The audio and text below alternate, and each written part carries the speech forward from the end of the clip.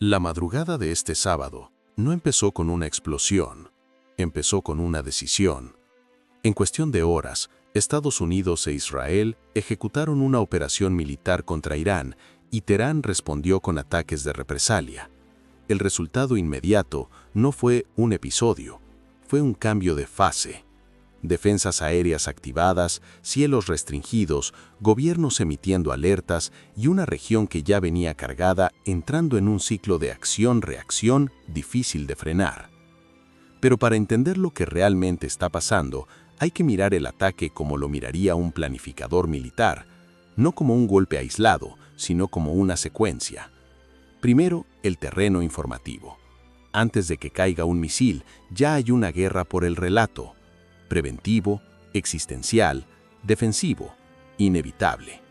Esa etiqueta no es un detalle, es la llave política para la siguiente jugada, porque si el mundo compra la idea de que esto fue defensa, el margen de escalada se amplía. Si lo lee como agresión, el margen se estrecha. Y por eso, en las primeras horas, lo que vimos no fue solo fuego, vimos discursos. Segundo, el terreno operacional. Una ofensiva moderna contra objetivos estratégicos no empieza con bombarderos entrando en pantalla. Empieza con inteligencia, señales electrónicas, ciberataques y preparación del espacio aéreo. Cuando un país quiere golpear infraestructura sensible, normalmente busca confundir radares, degradar comunicaciones y obligar al adversario a gastar interceptores y revelar posiciones. En otras palabras, antes del golpe visible, hay un golpe invisible. Tercero, el terreno de la disuasión. En el mismo momento en que se confirma la operación, se activa la otra mitad del plan: proteger bases, aliados y rutas. Porque cualquier ataque contra Irán se convierte automáticamente en una pregunta para el resto de la región. ¿Qué pasa con las bases estadounidenses en el Golfo? ¿Qué pasa con los aliados de Israel? ¿Qué pasa con los corredores marítimos? Y aquí viene la primera gran verdad que pocos dicen con claridad. La represalia era parte del cálculo, no porque alguien la quiera, sino porque sin represalia no existe narrativa de reacción. Y en política, la diferencia entre iniciar y responder cambia el apoyo interno, cambia la coalición internacional y cambia el tiempo disponible para sostener una campaña. Por eso, lo que importa no es solo que hubo respuesta iraní, importa dónde, cómo y con qué mensaje.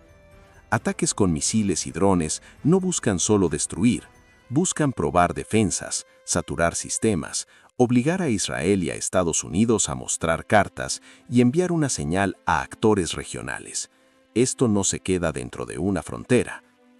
Ahora, presta atención a lo que ocurrió casi al mismo tiempo y que para muchos pasa desapercibido. El mundo empezó a cerrar el cielo. Restricciones de vuelos, rutas desviadas, cancelaciones. Cuando el tráfico aéreo se retrae, no es por dramatismo, es porque aseguradoras, reguladores y aerolíneas operan con riesgo real. Ese detalle es una sirena silenciosa que dice: la escalada ya es creíble. Y mientras el mapa militar se tensaba, el mapa diplomático explotó. Desde Europa surgieron mensajes de alarma, líderes pidieron contención, hablaron de peligro de escalada y empujaron la idea de una discusión urgente en instancias multilaterales. El subtexto europeo es simple. Un incendio grande en Oriente Medio no se queda en Oriente Medio, se convierte en energía más cara, presión social interna y riesgo de seguridad para el continente. Desde América Latina se escucharon condenas y preocupación por el precedente, la idea de ataques preventivos como herramienta de política exterior. Porque si se normaliza el principio de ataco hoy por lo que tú podrías hacer mañana, entonces cualquier potencia puede vestir de defensa lo que en la práctica es un acto de fuerza. Y aquí aparece el punto que va a sostener este video hasta el final. No estamos ante un evento único, estamos ante una arquitectura. Arquitectura significa preparación, cobertura, sincronización y mensaje.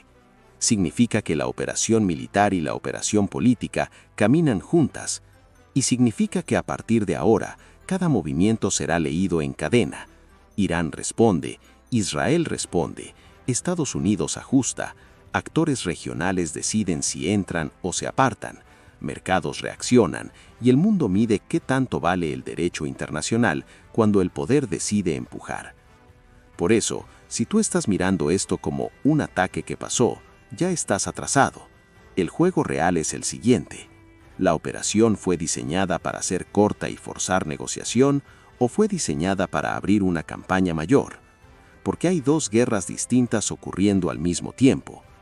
La primera es la guerra de precisión, golpear capacidades, evitar una invasión terrestre, controlar 48 y 72 horas críticas y reducir el costo político inmediato. La segunda es la guerra de régimen, empujar fracturas internas, estimular descontento y vender el ataque como liberación, no como invasión. Y en las primeras declaraciones, esa segunda guerra ya aparece. Cuando líderes llaman al pueblo iraní a tomar su destino, eso no es casualidad. Es una señal de que el objetivo no es solo destruir instalaciones, es cambiar el tablero interno. Ahora bien, lo que nadie puede prometer hoy es el tamaño de la reacción en cadena, porque el problema no es que una guerra regional sea posible, el problema es que guerras mundiales muchas veces comienzan así, con un conflicto regional que atrae a aliados, expone líneas rojas y se vuelve demasiado grande para retroceder sin humillación. Y aquí está la pregunta que define la próxima parte. Si esto fue preventivo, ¿por qué el mundo se comporta como si fuera el inicio de algo mucho más largo? Porque cuando el cielo se cierra, cuando los líderes se posicionan en horas, lo que está en juego no es una noticia, es el orden. Y si el orden está en juego, entonces la próxima decisión no será táctica, será histórica. Si queremos entender lo que ocurrió, tenemos que abandonar la superficie mediática y entrar en la lógica estratégica. Una operación de este tipo no se improvisa, no se decide en una madrugada, se construye durante semanas, a veces meses, con movimientos que, vistos por separado, parecen rutinarios, pero cuando se alinean, revelan intención. Primero, el despliegue. Cuando grupos navales se posicionan en zonas críticas, cuando casas de quinta generación se redistribuyen en bases del Golfo, cuando sistemas antimisiles se refuerzan y cuando la logística de reabastecimiento aéreo se ajusta, eso no es precaución genérica, es preparación de escenario. En doctrina militar moderna, antes de un ataque aéreo profundo contra objetivos estratégicos, deben cumplirse 4 condiciones: superioridad aérea temporal, supresión de defensas enemigas, cobertura de aliados vulnerables y control narrativo inmediato. Si cualquiera de esas piezas falla, la operación pierde legitimidad interna o efectividad táctica. Y aquí aparece algo clave: la ventana de 48 a 72 horas. Los planificadores saben que los primeros 3 días son decisivos. En ese periodo se define si el golpe es contenido o si escala. En ese periodo se evalúa la capacidad de represalia del adversario. En ese periodo se mide la reacción internacional. Ahora, imaginemos la secuencia probable. Fase 1. Degradación invisible. Interferencia electrónica, posible ciberactividad dirigida a sistemas de comunicación, radares o infraestructura energética vinculada a defensa. Confusión inicial. Fase 2. Penetración aérea. Cazas con capacidad furtiva abriendo corredor, drones de reconocimiento evaluando respuestas, municiones de precisión buscando instalaciones específicas. No es una lluvia indiscriminada, es quirúrgico, calculado. Fase 3. Disuasión ampliada. Mientras el golpe ocurre, se refuerzan bases aliadas y se envía un mensaje claro a la región. Si responden contra nosotros o contra nuestros socios, habrá una segunda ola. Y aquí es donde la arquitectura se vuelve política, porque paralelamente a la fase militar, ocurre la fase diplomática. Líderes hablan de amenaza existencial, se menciona el riesgo nuclear, se plantea que no actuar era más peligroso que actuar. El lenguaje no es casual, es estructurado para justificar la anticipación.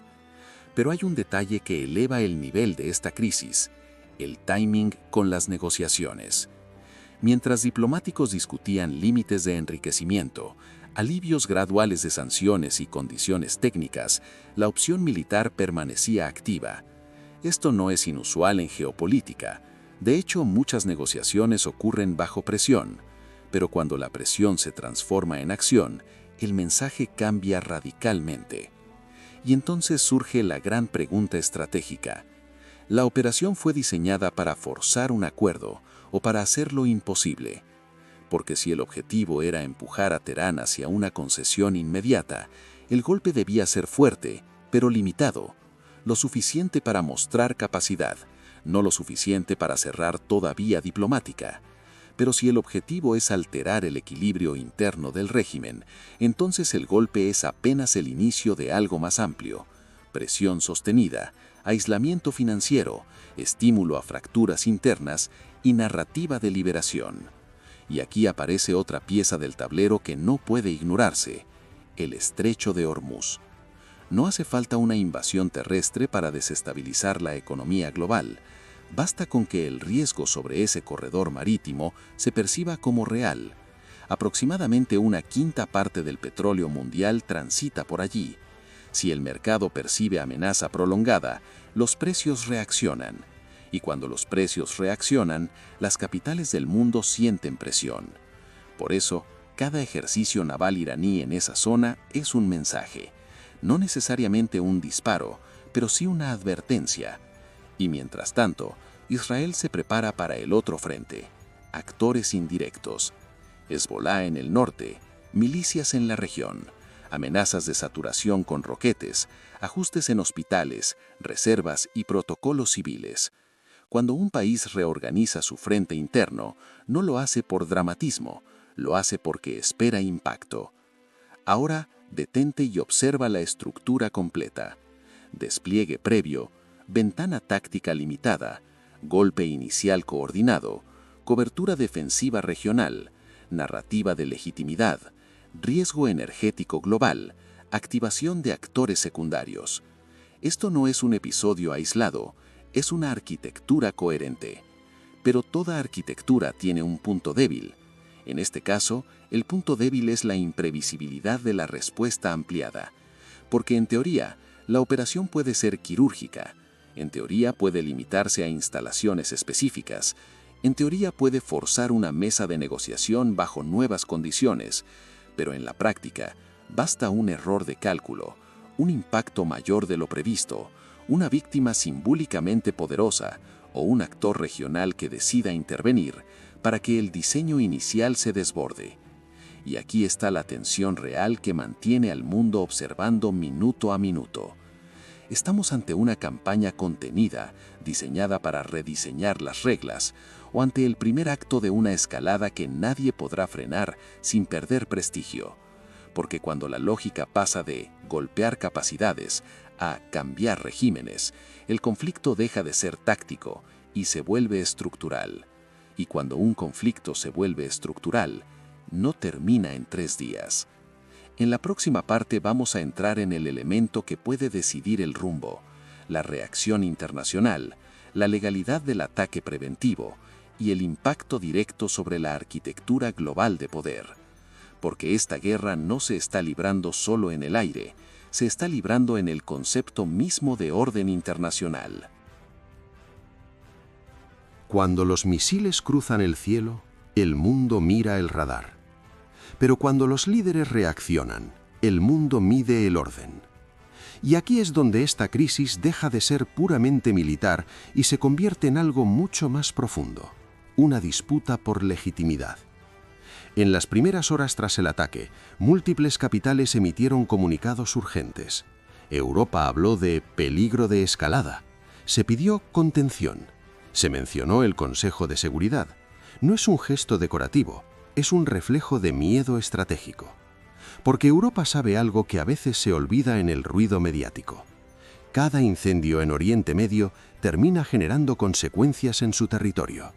Más energía cara, más presión migratoria, más radicalización política interna, más tensión económica. Por eso, cuando líderes europeos advierten que la situación es peligrosa para todos, el subtexto es claro: esto no se queda en la región. Pero hay otro nivel todavía más delicado, el jurídico. El concepto de ataque preventivo es una de las líneas más polémicas del derecho internacional contemporáneo. La Carta de la ONU reconoce el derecho a la legítima defensa ante un ataque armado, pero la prevención basada en una amenaza futura es un terreno gris. Y el problema del terreno gris es que una vez que se pisa, deja huellas que otros pueden seguir. Si se normaliza la idea de que una potencia puede atacar porque percibe riesgo potencial, entonces el sistema internacional entra en una lógica de anticipación permanente. Hoy es Irán, mañana puede ser cualquier otro. Por eso, algunos gobiernos no solo reaccionaron al hecho militar, sino al precedente. Ahora bien, mientras Europa intenta contener, otros actores calculan. En América Latina, las reacciones se dividieron entre condenas firmes y llamados a la diplomacia. La región observa con una mezcla de distancia geográfica y cercanía política, porque aunque el conflicto esté lejos físicamente, sus consecuencias pueden impactar mercados, alianzas y elecciones. Y aquí aparece un elemento que no se discute lo suficiente: el efecto sobre los BRICS. Irán ha buscado acercamiento estratégico a ese bloque. Rusia ya está profundamente comprometida en otro frente. China observa con prudencia extrema. Brasil mantiene un equilibrio delicado entre autonomía y pragmatismo. Si Irán se debilita significativamente, el mensaje para el bloque es claro. Cualquier actor regional que desafíe la arquitectura occidental puede convertirse en objetivo de presión máxima. Pero si Irán resiste y logra sostener capacidad de respuesta, el mensaje es diferente. El costo de intervenir puede ser más alto de lo previsto. Y mientras ese cálculo se realiza, hay un actor regional cuya posición será determinante: Arabia Saudita. Históricamente rival de Irán, pero también consciente de que la desestabilización total del Golfo puede golpear sus propios intereses energéticos. Para Riad, la ecuación no es ideológica, es estratégica. ¿Apoya silenciosamente el debilitamiento iraní? ¿O teme que el precedente pueda volverse contra ella en el futuro? La respuesta no será pública inmediatamente, pero será decisiva. Y luego está Turquía, miembro de la OTAN, potencia regional, actor que equilibra entre Occidente y el mundo islámico. Ankara no puede ignorar una guerra ampliada en su vecindad. Su postura puede inclinar el equilibrio diplomático regional, incluso sin disparar un solo misil. Y mientras todos estos actores evalúan, hay una realidad que ya está en movimiento: los mercados. Cada señal de prolongación del conflicto introduce volatilidad en energía, transporte y finanzas. Y cuando la economía global percibe riesgo estructural, el impacto deja de ser militar y se vuelve cotidiano: inflación, presión sobre gobiernos, inestabilidad social. Eso es lo que convierte esta crisis en algo más que un enfrentamiento bilateral. Es una prueba del sistema. Porque el sistema internacional moderno se sostiene sobre una ficción útil, que las reglas, aunque imperfectas, contienen el uso de la fuerza. Cuando esa contención falla o se interpreta como selectiva, el sistema pierde credibilidad. Y cuando pierde credibilidad, los actores comienzan a actuar unilateralmente. Eso es lo que hace este momento tan delicado. No es solo el intercambio de ataques, es la pregunta silenciosa que flota en cada capital: ¿estamos ante una excepción o ante el inicio de una nueva norma? Si es una excepción, la diplomacia puede reconstruir. Si es una norma, el mundo entra en una era de anticipación constante. Y cuando los estados actúan anticipando amenazas futuras, en lugar de responder a agresiones presentes, la estabilidad se vuelve frágil. En la próxima parte, vamos a entrar en la pregunta que nadie quiere formular directamente: ¿puede esto escalar hacia algo mayor que una guerra regional? Y más importante aún, ¿quién gana realmente si el conflicto se prolonga? Porque a veces, en geopolítica, la victoria táctica no garantiza la victoria estratégica. Y cuando los líderes hablan de destruir amenazas, el mundo entero escucha el eco. Ahora llegamos al punto que define todo. La pregunta ya no es si hubo ataque, la pregunta es si el mundo puede contener lo que empezó. En geopolítica hay 3 escenarios cuando ocurre un choque de este tamaño. Escenario 1, contención rápida. Golpes limitados, represalias controladas, canales diplomáticos abiertos en paralelo. El conflicto se convierte en una demostración de fuerza y termina siendo utilizado como herramienta de negociación. Escenario 2. Escalada regional. Entradas indirectas de actores como Hezbollah, milicias en Irak, presión en el estrecho de Hormuz, ataques cruzados que no buscan invasión total, pero sí desgaste sostenido.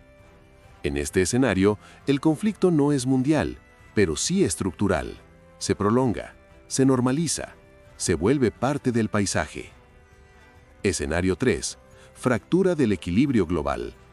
Una potencia mayor decide intervenir directa o indirectamente, no necesariamente con tropas, pero sí con inteligencia, armamento, ciberoperaciones o presión económica. Y cuando dos bloques comienzan a actuar simultáneamente, el conflicto deja de ser regional. Hoy, el mundo está oscilando entre el segundo y el tercer escenario. ¿Por qué? Porque el elemento que puede romper la contención no es solo militar, es simbólico. Si el objetivo implícito o explícito pasa de neutralizar capacidades a cambiar el régimen, entonces la resistencia se endurece. Los actores internos se cohesionan frente a amenaza externa, y los aliados externos perciben el precedente como peligroso. La historia muestra algo muy claro. Los intentos de transformación política forzada rara vez producen estabilidad inmediata. Y aquí aparece la dimensión económica. No hace falta que se dispare un solo misil más para que el mundo sienta las consecuencias. Basta con que el riesgo en el Golfo Pérsico se perciba como persistente. Si el estrecho de Hormuz entra en estado de tensión permanente, los mercados reaccionan. Petróleo más caro significa inflación global. Inflación global significa presión política interna. Presión política interna significa gobiernos más frágiles. Y gobiernos frágiles toman decisiones impredecibles. Por eso, aunque el conflicto esté a miles de kilómetros de distancia, su impacto puede sentirse en supermercados, combustibles y tasas de interés. Ahora bien, miremos el tablero mayor. China observa. No quiere una guerra directa, no quiere enfrentamiento frontal, pero tampoco puede ignorar un precedente donde un actor estratégico cercano es debilitado mediante fuerza coordinada. Rusia observa. Ya comprometida en otro frente, sabe que cualquier reconfiguración del equilibrio en Oriente Medio afecta su margen de maniobra global. Europa observa con ansiedad. Sabe que no controla la escalada, pero pagará parte del costo. América Latina observa con distancia aparente, pero cualquier fractura del orden global altera precios, comercio, elecciones y alianzas. Y aquí viene el punto que separa análisis superficial de análisis estructural. Esta guerra no trata solo de territorio, trata de reglas. Si el principio que se impone es que la fuerza preventiva es legítima cuando una potencia percibe amenaza, entonces el mundo entra en una etapa donde la anticipación sustituye a la disuasión. Y la anticipación es inestable, porque cada estado comenzará a preguntarse, ¿y si el próximo soy yo? Ahora bien, ¿quién gana si esto se prolonga? A corto plazo, quien logre imponer su narrativa. A mediano plazo, quien soporte mejor el costo económico. A largo plazo, quien conserve cohesión interna mientras el adversario se desgaste. Las guerras modernas ya no se ganan solo destruyendo infraestructura, se ganan sosteniendo estabilidad política mientras el adversario la pierde. Por eso, el verdadero campo de batalla no está solo en el cielo, está en la resiliencia. Resiliencia energética, resiliencia financiera, resiliencia social, resiliencia institucional. Y aquí es donde el desenlace se vuelve incierto. Porque si la operación fue diseñada para ser breve y contundente, entonces el margen de desescalada aún existe. Pero si el objetivo real es reconfigurar equilibrios políticos internos y externos, entonces el conflicto no está empezando a terminar, está empezando a transformarse. Y la historia demuestra algo incómodo. Las guerras que comienzan como limitadas suelen expandirse cuando el prestigio nacional entra en juego.